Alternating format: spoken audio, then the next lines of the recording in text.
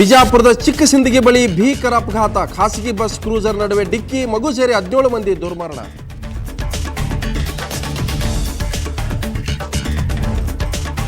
ಚೀನಾದಿಂದ ಪದೇ ಪದೇ ಗಡಿ ನಿಯಮ ಉಲ್ಲಂಘನೆ. ಲಡಾಖ್ನಲ್ಲಿ ಹದ್ದು ಮೀರಿ ಹಾರಾಡುತ್ತಿದ್ದ ಡ್ರ್ಯಾಗನ್ ಸೇನೆ. ಭಾರತದಿಂದ ವ್ಯಕ್ತವಾಗ್ತಿಲ್ಲ ಕನಿಷ್ಠ ಖಂಡನೆ.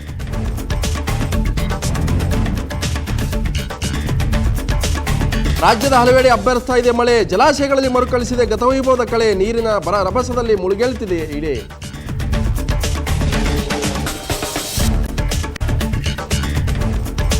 ಡಿಜೆ ಹಳ್ಳಿಯಲ್ಲಿ ಬಾಲಕಿಯನ್ನು ಬಲಿ ತೆಗೆದುಕೊಳ್ಳುತ್ತಾ ಅಪೌಷ್ಟಿಕತೆ. ಸಿಲಿಕಾನ್ ಸಿಟಿಯಲ್ಲಿ ಕಾಣದಾಗಿದೆ ಸ್ವಚ್ಛತೆ.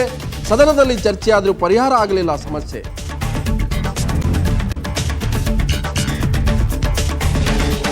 ಇಂಡಿಯನ್ ಬ್ಯಾಡ್ಮಿಂಟನ್ ಲೀಗ್ ಸವಾಲ್. 72 ಲಕ್ಷಕ್ಕೆ ಹೈದರಾಬಾದ್ ಪಾಲಾದ ಸೈನಾ ನೆಹ್ವಾಲ್. 97 ಲಕ್ಷಕ್ಕೆ ಮಲೇಷ್ಯಾ ಆಟಗಾರ ಮುಂಬೈ ತಂಡಕ್ಕೆ ಸೇಲ್.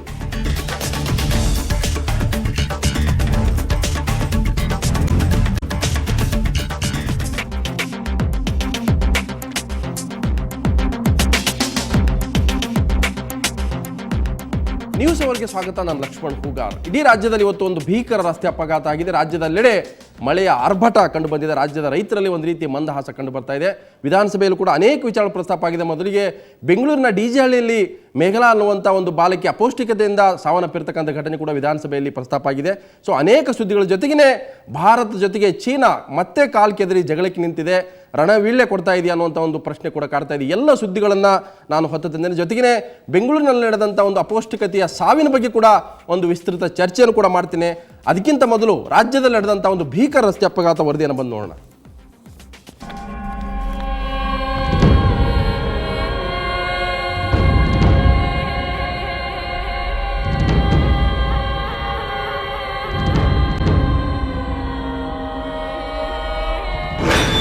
ಚಿಕ್ಕಸಿಂಧಗಿ ಬಳಿ ಭೀಕರ ಅಪಘಾತ. ಕ್ರೂಸರ್ ಖಾಸಗಿ ಬಸ್ ಡಿಕ್ಕಿ, 17 ಜನರ ದುರ್ಮರಣ. ಅಪ್ಪಚ್ಚಿಯಾಗಿರುವ ಕ್ರೂಸರ್, ನಜ್ಜುಗುಜ್ಜಾಗಿರುವ ಖಾಸಗಿ ಬಸ್. ಬಿಜಾಪುರ ಜಿಲ್ಲೆ ಸಿಂಧಗಿ ತಾಲೂಕಿನ ಚಿಕ್ಕಸಿಂಧಗಿ ಬಳಿ ಇವತ್ತು ಭೀಕರ ಅಪಘಾತ ಸಂಭವಿಸಿದೆ. ಈ ದುರಂತದಲ್ಲಿ 17 ಮಂದಿ ಸ್ಥಳದಲ್ಲಿ ಸಾವನ್ನಪ್ಪಿದ್ದಾರೆ. ಕ್ರೂಸರ್ ಚಾಲಕ ಓವರ್ಟೇಕ್ ಮಾಡಲು ಹೋಗಿದ್ದೇ ದುರಂತಕ್ಕೆ ಕಾರಣ ಎನ್ನಲಾಗಿದೆ.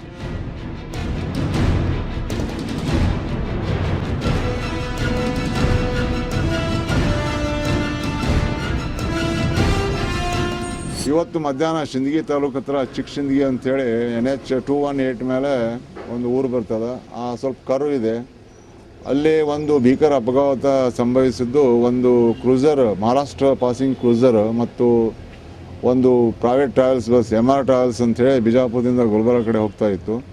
ಎದುರಾಬದರ ಡಿಕ್ಕಿಯಾಗಿ ಜೀಪ್ದಲ್ಲಿದ್ದಂತಹ 17 ಜನರು ಮರಣ ಹೊಂದಿದ್ದಾರೆ. 16 ಜನ ಸ್ಪಾಟ್ದಲ್ಲಿ ಡೆತ್ ಆಗಿ ಅವನು ಸಿಂದಗಿ ಹಾಸ್ಪಿಟಲ್ ಡೆತ್ ಆಗಿದೆ.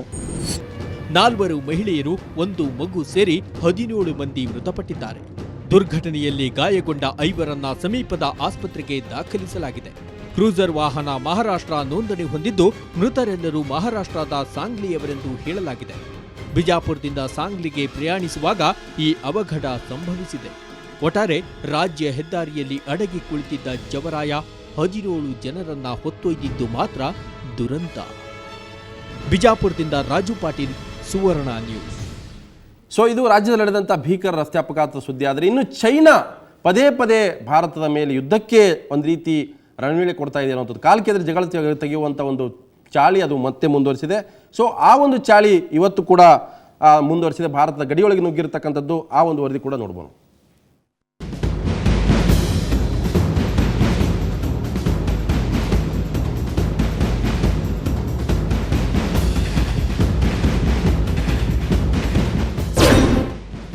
ಗಡಿಯಲ್ಲಿ ಪದೇ ಪದೇ ಚೀನಾ ಸೇನೆ ಕಿರಿಕ್. ಕಳೆದ 5 ದಿನಗಳಲ್ಲಿ 3 ಬಾರಿ ಅತಿಕ್ರಮಣ. ಒಂದು ಭಯಾನಕ ಯುದ್ಧಕ್ಕೇನಾದರೂ ಚೀನಾ ಸಿದ್ಧವಾಗುತ್ತಿದೆಯಾ? ಸ್ಪಷ್ಟವಾಗಿ ಗೊತ್ತಾಗುತ್ತಿಲ್ಲ. ಇಂಡಿಯಾ ಚೀನಾ ಭಾಯಿ ಭಾಯಿ ಅನ್ನೋ ಶಾಂತಿ ಮಂತ್ರ ಜಪಿಸುತ್ತಿರುವಾಗಲೇ ಚೀನಾ ಕದ್ದು ಮುಚ್ಚಿ ಗಡಿಯ ಬೇಲಿಯನ್ನ ನುಗ್ಗಿ ಬಂದು ಕೆಣಕುತ್ತಲೇ ಇದೆ.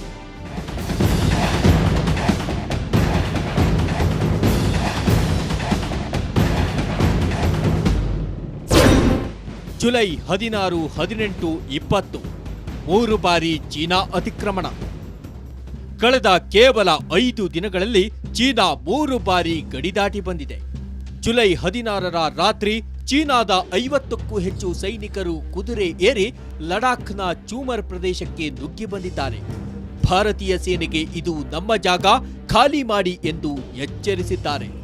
ಜುಲೈ 17ರ ಬೆಳಗ್ಗೆ ಡ್ರ್ಯಾಗನ್ ಸೇನೆ ವಾಪಸ್ಸಾಗಿದೆ.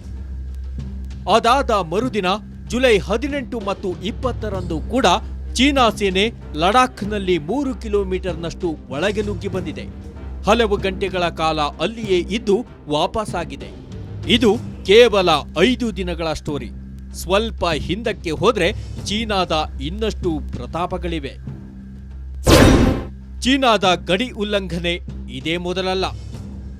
ಏಪ್ರಿಲ್ 26ರಂದು 19 ಕಿಲೋಮೀಟರ್ ಅತಿಕ್ರಮಿಸಿತ್ತು. ಜೂನ್ 10ರಂದು ಲಡಾಖ್ನಲ್ಲಿ ಬಂಕರ್, ವೀಕ್ಷಣಾ ಗೋಪುರಗಳ ಧ್ವಂಸ. ಇವೆರಡು ಘಟನೆಗಳು ಇದೇ ವರ್ಷ ಘಟಿಸಿರುವಂತಹದ್ದು. ಇಂತಹ ಇನ್ನೂ 10 ಘಟನೆಗಳಿವೆ. ಅಷ್ಟೇ ಅಲ್ಲ, ಭಾರತ ರಕ್ಷಣಾ ಸಚಿವರಿಗೆ ಎಚ್ಚರಿಕೆಯ ಸ್ವಾಗತ ಕೊಟ್ಟಿತ್ತು ಚೀನಾ. ಹೌದು, ಇತ್ತೀಚೆಗೆ ನಮ್ಮ ರಕ್ಷಣಾ ಸಚಿವ ಎಕೆ ಆಂಟನಿ ಚೀನಾಕ್ಕೆ ಭೇಟಿ ಕೊಟ್ಟಿದ್ದರು. ಅದೊಂದು ಸೌಹಾರ್ದಯುತ ಭೇಟಿಯಾಗಿತ್ತು. ಆದರೆ ಆಂಟನಿ ಚೀನಾಕ್ಕೆ ಕಾಲಿಡುವ ಕೆಲವೇ ಗಂಟೆಗಳಿಗೆ ಮುಂಚೆ ಭಾರತ ಸೇನೆ ಚೀನಾದವರ ತಾಳ್ಮೆ ಪರೀಕ್ಷಿಸುತ್ತಿದೆ, ಯುದ್ಧಕ್ಕೆ ಪ್ರಚೋದಿಸುತ್ತಿದೆ ಎಂಬ ಹೇಳಿಕೆ ಕೊಟ್ಟಿದ್ದ ಚೀನಾದ ಆರ್ಮಿ ಜನರಲ್. ಇದೆಲ್ಲವನ್ನ ನೋಡುತ್ತಿದ್ರೆ ಒಂದು ಭಯಾನಕ ಯುದ್ಧಕ್ಕೆ ಚೀನಾ ರಣವೀಳ್ಯ ಕೊಡುತ್ತಿದೆಯಾ ಎಂಬ ಅನುಮಾನ ಕಾಡದೇ ಇರದು. ಇದು ಎಚ್ಚರಿಕೆಯಿಂದಿರಬೇಕಾದ ಸಮಯ. ಬ್ಯೂರೋ ರಿಪೋರ್ಟ್, ಸುವರ್ಣ ನ್ಯೂಸ್. ಸೊ ಚೈನಾ ಬಾಯ್ ಅಂತ ಎಷ್ಟೇ ಹೇಳಿದ್ರು ಕೂಡ ಒಂದು ರೀತಿ ಶತ್ರುತ್ವದ ಭಾವನೆ ಕಂಡು ಬರ್ತಾ ಇದೆ. ಯಾಕಂತಂದರೆ ಹಿಂದಿನ ಅನೇಕ ಘಟನೆಗಳು ನೋಡಿದ್ರೆ ಬಹುತೇಕ ಚೀನಾ ಪದೇ ಭಾರತ ಜೊತೆಗೆ ಕಾಲು ಕೆದರುವಂಥದ್ದು. ಸೊ ಈಗಲೂ ಕೂಡ ಭಾರತ ಜೊತೆಗೆ ಅದೇನು ಸೆಣಸಾಟ ಮಾಡೋಕ್ಕೆ ಮುಂದೆ ಬಂದಿದೆಯಾ ಅಥವಾ ನಿಜಕ್ಕೂ ಕೂಡ ಕಾಲು ಕೆದರಿ ಜಗಳ ತೆಗೆಯೋಕ್ಕೆ ಮಾತ್ರ ಸೀಮಿತ ಆಗಿದೆಯಾ? ಬಹುತೇಕ ದೇಶದ ಒಂದು ಜನತೆ ಮತ್ತು ದೇಶವನ್ನು ಆಳ್ತಾ ಇರತಕ್ಕಂಥ ಸರ್ಕಾರವೇ ಅದಕ್ಕೆ ಉತ್ತರ ಕೊಡಬೇಕಾಗುತ್ತೆ. ಸೊ ಮುಂದಿನ ಹಂತದಲ್ಲಿ ಬೆಂಗಳೂರು ನಡೆದಂಥ ಒಂದು ಅಪೌಷ್ಟಿಕತೆಯ ಸಾವಿನ ಪ್ರಕರಣ, ಹಾಗೆಯೇ ವಿಧಾನಸಭೆ ಕಲಾಪದ ಸುದ್ದಿಗಳನ್ನು ಕೊಡ್ಕೊಳ್ತಾ ಅದ್ರ ಜೊತೆಗೆ ಚರ್ಚೆಯನ್ನು ಕೂಡ ಮಾಡ್ತೀವಿ. ಅದಕ್ಕಿಂತ ಮೊದಲು ಬ್ರೇಕ್.